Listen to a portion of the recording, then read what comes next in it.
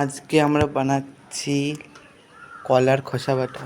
এর জন্য আমরা প্রথমে দিয়ে দিচ্ছি কালো জিরে, তারপর একটু ভালো করে কালো জিরে দিয়ে কলার খোসা ফ্রাই প্যানে হালকা তেল দিয়ে ভেজে নেব।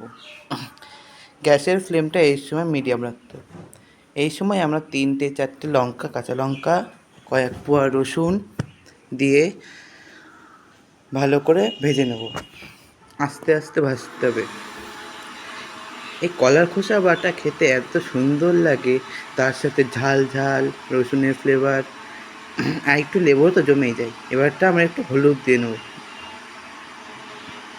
এই যে প্রায় ভাজা হয়ে গেছে, দেখুন এরকমভাবে ভেজে নিতে হবে। দেখবেন এরকম যাতে নরম হয়ে যায়। এই দেখুন এবারটা আমরা এটাকে একটু ঠান্ডা করে নিচ্ছি, যাতে মিক্সির মধ্যে দিলে অসুবিধা না হয়। এবারটা ঠান্ডা হয়ে গেছে, এবারটা আমরা মিক্সির মধ্যে এটা দিচ্ছি। অল্প একবার দিয়ে দিচ্ছি, অল্প রয়েছে দিয়েছি।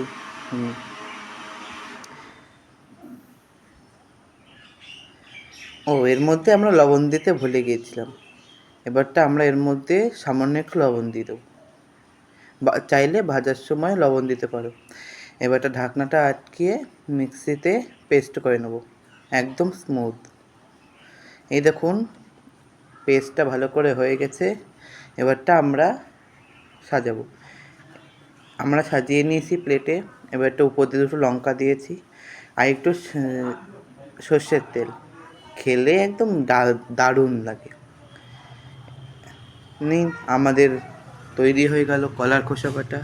গরম ভাত, লেবু, লঙ্কা, ওহ কি লাগবে খেতে!